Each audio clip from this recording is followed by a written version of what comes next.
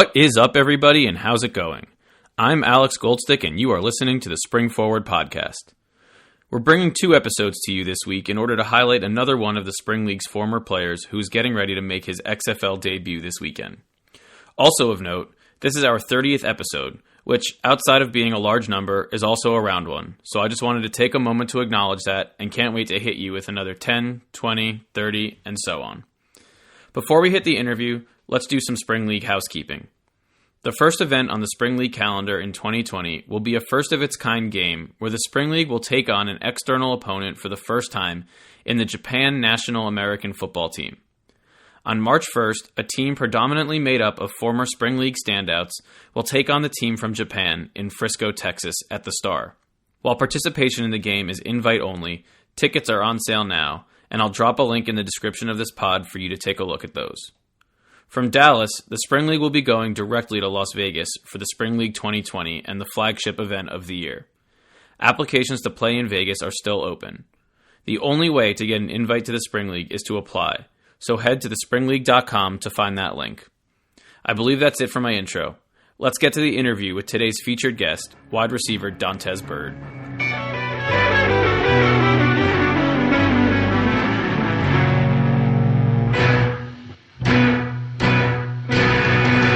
Dontez Byrd is a wide receiver from Louisville, Kentucky, who is gearing up to make his debut in the XFL with the Seattle Dragons. Byrd attended both the University of Louisville and Tennessee Tech before getting a chance with the Atlanta Falcons. He attended the Spring League Showcase Orange County 2 in 2019. Dontez, welcome to the pod. Hey, how you doing? It's a nice honor to be here. Like I said, you're from Louisville, and you started your college career at Louisville. Actually, the second Spring Forward guest from U of L, we had Lorenzo Malden on last year.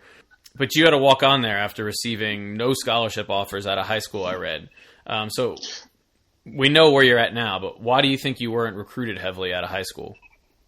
I know out of high school, I really didn't take football quite serious until after my junior season of high school. Junior year of high school, I played defensive back. I was rotating between corner and safety. Senior year, I ended up moving to the offensive side of the ball and was primarily a receiver. Played a little DB, but my focus was on receiver. Had talked to a couple FCS teams and had a D2 teams talk to me and other small schools talk to me, but my dream was to go to University of Louisville. And when Coach Bedford came to when he came to Ballard, he talked to me about being a preferred walk-on. So once he said that, it's like I blocked everything else out, and that's what I wanted to do. And I knew if I got an opportunity at Louisville, I would be able to compete and give my all and try to get a scholarship. You mentioned Ballard High School, and you're from Louisville. So how far is Ballard actually from campus? It's 20 minutes from Ballard to University of Louisville, so it's not really far. So as you mentioned, you had a walk-on. I think we hear the term walk-on a lot when watching college sports. You know, even when those players succeed, like yourself, it's something that always has to be mentioned along with their name. So how did you find out that you secured a place on the team? It's still a pretty amazing accomplishment to get to a Power 5 program, walk-on or scholarship. Basically, yeah, when they had came to my school and talked to me, they told me that I would be playing wide receiver as a walk-on. That's where they wanted me to start out at. And they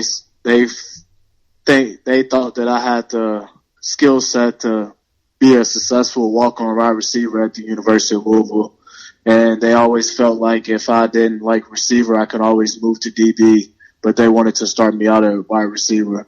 So I knew, like, going into University of Louisville, that my main focus would be doing whatever it takes to get a scholarship and to get on the field. And I knew I would have to do that through special teams. And what was that moment like when you did get a scholarship? Because as you just mentioned, special teams, you excelled there. Yes, yeah, it was a very surreal moment. Coach Petrino called me up to his office. I didn't know what for. I have never been up to his office before that, so he had called me up to his office. So when I went up to his office, he had my scholarship laid out on his desk, and he told me to sit down and talk to me and told me that they was going to put me on scholarship moving forward, and wanted to thank me for my contribution on special teams and my hard work, and basically said that he's been noticing and wanted to reward me with a scholarship, and I was very happy at that moment. Yeah, and that's amazing. Just hearing you say that. Ultimately, we know that you decided to transfer to Tennessee Tech after your redshirt sophomore year, so that means you spent 3 years at Louisville. Yes, sir.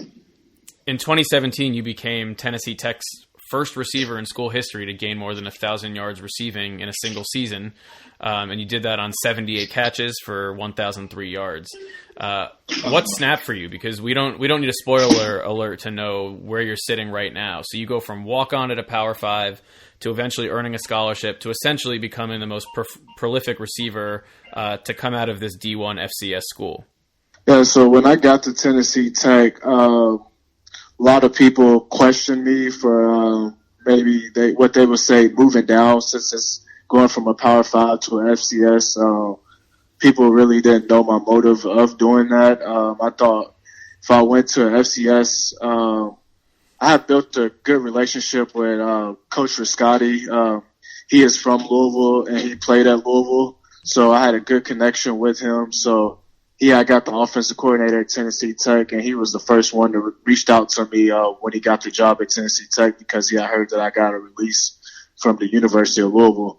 So I thought with me going there, I would have more of a bigger role on special teams. With that being said, I would be a returner, have more of a bigger role at receiver, and not kind of just be a guy to just come in and just give a starter a blow for a couple plays. I'll be a guy that the team would depend on, and I could be a leader and just do more and get more out of my ability at Tennessee Tech that was maybe going unnoticed at the University of Louisville. And so at what point did you know that it wasn't just to give the starters a breather, like you were the best receiver to come out of that school?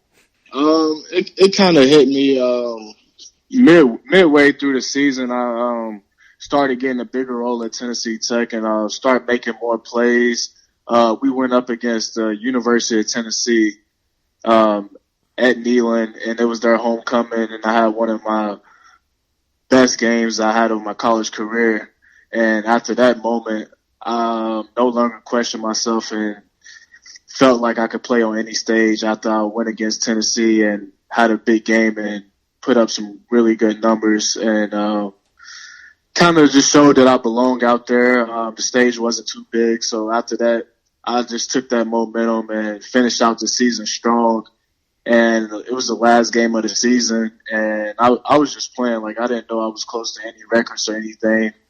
But come to find out after the game, I had broke the single season receptions record and a single season receiving record, and I set a new past the 1,000 yard marker. So that was pretty cool, and I found that out right after the game.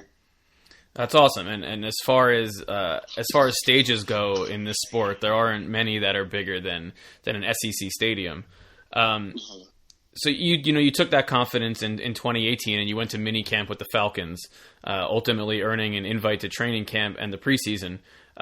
So this ride you had been on the previous 5 or so years with, no scholarship offer, no D1 scholarship offers to walking on to Louisville to Tennessee Tech.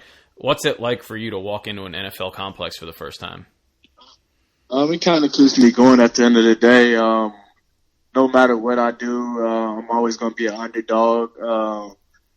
I didn't graduate from a big school. Teams know me from coming from a small school, so I'm always going to be an underdog. So every opportunity I get to, whether it's Atlanta Falcons or even the Lions League, I'm still going to be the underdog. So I got to approach every opportunity with a chip on my shoulder, and I have to show the coaches I belong and I can play with the best. As far as your time with the Falcons goes, you made it through all of training camp playing in 4 preseason games.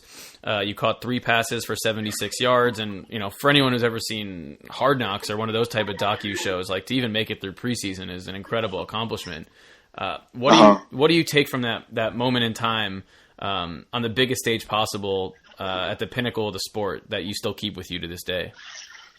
Yeah, I was very thankful for my opportunity with the Atlanta Falcons. I was able to learn from guys like Mohamed Sanu and Julio Jones, which they had a close eye on me and kind of taught me stuff that still sticks with me today, and basically made me feel comfortable. And they taught me some stuff that I can, even if I was to later coach football, I could teach other kids and continue passing down their knowledge that they passed down to me. And it's really just all about just meeting people and learning what they did to get on the stage and what I can take from that to help me be better off in my career. Absolutely. Now, you mentioned it briefly, I think, 2 questions ago, but last year around this time, you were gearing up to begin play with another startup football league in the AAF with the Memphis Express. I know you had an ankle injury for most of that time, but we want to get to the Spring League and the XFL, but I just quickly wanted to see if you thought that experience was ultimately a good one, given what happened to the league. Yes. I wish the league would have finished out. I thought that it was a pretty good league, and I enjoyed time playing at the AAF and enjoyed playing for Mike Singletary, a legendary coach. It was a very good experience, and I was very thankful for that opportunity. All right, so now we're at the Spring League. How did you find out about and ultimately decide to attend the Spring League showcase? Yes, I have found out the Spring League. Basically, other players I have played with, like Lorenzo Malden and Johnny Manziel, they told me about the Spring League. And at this moment, I had just been at home just waiting for an opportunity, and I got tired of waiting. So I was like, I'm going to go to the Spring League and work for the opportunity and show people that I should be given another opportunity to play football. So that's my take on going to the Spring League, and I'm thankful for that opportunity as well. What do you remember most about your time in Southern California with the Spring League, whether it was a specific coach or a play you made or players you met? My time, it was really, I think it was good competition. Everybody was out there with a chip on their shoulder, which I really enjoyed. It was regular schedules, basically like it would be like if you were in the Alliance or XFL, had XFL rules that they was using and testing out. So I knew at the end of the day, if I was going to be going to XFL, this will also be a great opportunity for me to get familiar with the rules and familiar with the play style. And I enjoyed that. Well, so you're reading a little bit ahead of my notes, but the XFL had a draft in October, then a supplemental draft in November. But you were an addition to the Seattle Dragons roster after both of those went by, and you still made the team. Though not getting drafted for you especially was a surprise for me, for one, because I remember them following you around with cameras and doing a feature on you at the showcase. Yes. So did you have any indication on either of those draft periods that you were going to get taken or not get taken, I guess? Prior to the XFL draft, I had went to the St. Louis showcase, and I performed really well and had impressed their coaches, the receiver coach and the head coach there, and really thought that I was going to have an opportunity there. Before the draft had came up, I had talked to every team, whether it was their training staff, position coach, or the head coach, scout, anybody that was a personnel with every team I didn't talk to before the draft. And just watching the draft, I really didn't know why I didn't get taken. But when it went by, it kind of like put a little fire under me all again. And it was nothing new that I haven't experienced before. So I just knew when I got the opportunity, I had to be ready to go. What was the actual process like of getting added so late in the XFL's preparation and then ultimately making the team, right? Yeah, so it's kind of a coincidence, but with the Alliance League, I came in the exact same time as I did with the XFL. It was like with the Alliance League, I came in with 4 or 5 days left for camp and the preseason game, and with the XFL, it was the same exact situation. Came in 4 or 5 days left of camp and the preseason game. So it was kind of the same situation, coincidence. But with the XFL, a lot of people didn't know that I was at a job interview and I had my Apple Watch on and I had my phone on silent because I was at a job interview, and I get this phone call and I'm looking at my Apple Watch and it's a Seattle, Washington area code. And I looked down and I wasn't going to answer at first, but being a professional football player, you got to answer every call. And I answered, and it was Tony Softly that called me, and he called me and told me about the opportunity and asked me if I was in shape and ready to go. And I said, yes, sir. And I was ready to go. And he got the flight information and everything taken care of so I can go to Houston that day. And I just thanked him for that. He also gave me the opportunity to play in the NFL PA game out of college. So I also had good ties with him. So I just really thanked him for the opportunity. And once I got to camp, I just had to work hard and in a short amount of time and impress the coaches. You mentioned the rule changes. Anyone who participated in the first 3 Spring League camps of the year did get a little bit of a preview of what the XFL was thinking. What have your impressions been so far of the XFL's new rules on pace of play, a lot of special teams rules, and you got a preview of those in California? Yeah, I really like what the XFL is doing. They speeding up the play. It's a good tempo. I know on special teams, such as punt, the gunners can't take off until the ball is kicked, which allows more punt returns and not many fair catches. I know there's a high fair catch percentage on punts in the NFL, and XFL basically cut that down by not giving the gunners a start right when the ball snaps. So I really like that rule. Kick return and kickoff setup is pretty different, but I also like that it's a lot safer than getting a full out sprint and running down and making a play. I know kickoff is where most of the injuries in the NFL and other leagues is where a lot of injuries occur the most. For sure. Now, Seattle, along with DC, I believe, appear to have the most former Spring League players on their final rosters. In Seattle, and I don't know if you've all discussed your Spring League ties, so I hope I'm not breaking any news to you, but you're joined on offense by Quintarius Aitman, and you've got Tani Tupo, Tyson Graham, and Mohamed Cisse on defense. Of those guys, has your Spring League experience come up amongst you guys talking about your football pasts? Yeah.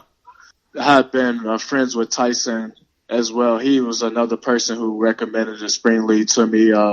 We had first met in Atlanta Falcons together, so we had stayed close all through our journey from the Falcons up into the XFL. So, yeah, it's cool to meet other players who have similar experiences and similar journeys to me, such as participating in the Spring League, and now we're on the same team and playing together and chasing the same thing. Well, I guess I need to hit up Tyson and get him on the pod. But your head coach now, Jim Zorn, is a former NFL quarterback, former NFL head coach, and considered a Seattle legend due to his 9 seasons with the Seahawks. So you mentioned Mike Singletary before, but what has it been like for you to be coached up by someone with that kind of resume? Oh, yes. Coach Zorn, he's a great coach. He brings a lot of energy. He's very dialed in and very connected with the city of Seattle, and he's very focused on our team being the best and representing Seattle in the best way we can. Every day in practice, he basically gives us a chance to go out there and compete and earn the right to win the game. And I know our first game is coming up Saturday, so this will be a real test to all the work that we have put in. What have your impressions of Seattle been like? Have you spent much time in the Pacific Northwest? No, this is the furthest I've been away from home. I'm from Louisville, Kentucky, and this is very far. I know my parents usually make it to every one of my football games, but being in Seattle is kind of tough for them to make it to every game out here because of flights and all type of stuff. So it's very different. Seattle is a beautiful city, even though it rains every day and it's kind of cold in the weather. But I didn't got used to it with also all the other locals is used to it by now. So kind of feel like I'm a local now here and I'm used to it and it doesn't bother me. Gotcha. Well, half the XFL will be in current or former NFL stadiums. So that's your Dragons in the Seahawks Stadium, the Guardians at MetLife Stadium, the Battlehawks at the Dome where the Rams used to play in St. Louis, and the Tampa Bay Vipers at Raymond James Stadium. The other four are at different youth stadiums like baseball in Arlington, soccer in LA and DC, college football in Houston, obviously. We know a football field is a standard size, but have you put any thought into the types of venues you'll be playing at this season, whether it's the size of an NFL stadium or maybe the quirks of playing football in a baseball stadium? Yes, that's one thing that the first thing I had noticed about the XFL that was different from the other league that I played in previous. These venues are top-of-the-line venues and the top cities in the world, so I definitely feel like these games are going to be very high in the fan attendance, and it's going to be nice, a nice experience playing at these different stadiums. I've never played in CenturyLink, and I've never played in some of the other stadiums, but I did get a chance to play in MetLife when I was at the Atlanta Falcons in our preseason game against the Jets. But these facilities are really cool, and I can't wait to play in each one of them. In my opinion, the Dragons have the best-looking uniforms in the league. So what was some of the feedback you heard from your teammates and maybe even league mates when you were all together in Houston about the XFL's uniform designs? Oh, yes. Everyone on our team definitely feels like we definitely have the best uniforms. I know we had came across other teams when we was out in Houston, and they all complimented us on our uniforms, and they also thought that we also had some of the top uniforms in the league, and they were just very surprised by how good our uniforms looked and everything. So, yeah, I love our uniforms. Nice. Now, in my research for doing this podcast with you, there's this letter you wrote to your mom on, I think, a school project assignment that has followed you in almost every piece I read about you from stop to stop. I didn't see an age associated with it, but your handwriting's pretty good, to be honest. So let's say late elementary school, if I'm getting that right. You remember how old you were in this? This was middle school. I was actually in sixth grade. We had a seminar, and this was the first time I heard about the term legacy and how will you be remembered. And so after the seminar we had, I know each student, we had to basically write a letter to one of our family members that we basically was closest to, whether it was your mom, dad, grandma, it didn't matter. And I'm a mama's boy, so I wrote to my mom and just basically just told her how I wanted my legacy to be and what I wanted to be remembered as. And that you're right, it has stuck with me and just played a huge role in me continue to not give up and continue to pursue other opportunities with football, and it's keeping me humbled and level-headed as well. Well, what I think is interesting about that is that I think any young athlete realizes the tiny odds they have at making their living out of the sport they play. But it seems like you are hyper aware of those odds stacked against you, and you were determined to overcome that at a very young age, middle school. Yes. What was it inside of you that you knew so young how hard this would be and that you wouldn't stop? So I started playing sports at a very young age. I started playing at the age of 5, whether that was Pee Wee or AAU basketball. And I've always been a kid that had skill because my parents pushed me off the field and off the basketball court as well.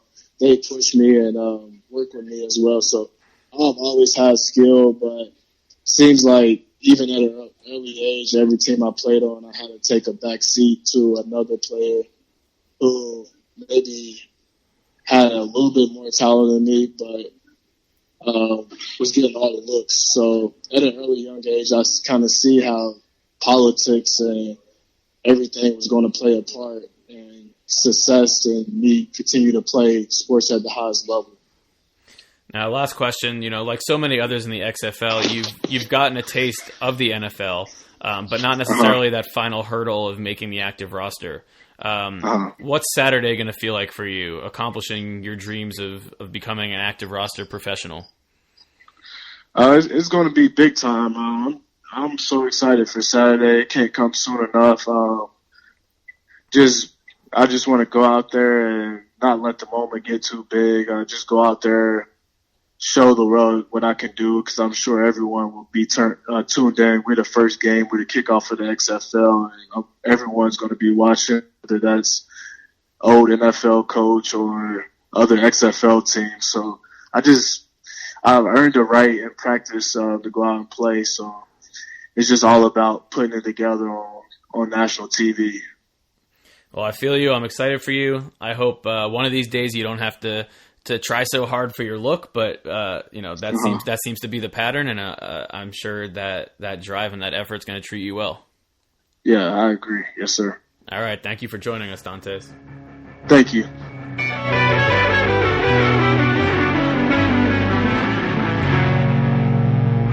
All right. That will do it for episode number 30. Dontez joined us right from the Dragons' final practice before game day, and he will be traveling cross-country by the time you're hearing this for Seattle's Week 1 game and the first game of the XFL calendar this Saturday at 2 p.m. Eastern against the DC Defenders. You can catch that game on ABC. Thanks to Dontez for the time, and good luck this weekend. You can follow the Spring League on Instagram, Twitter, and Facebook at the Spring League. You can follow me on Instagram and Twitter at Alex Goldstick. All music was provided to the Spring Forward podcast by Joshua Rosner. Till next time, later.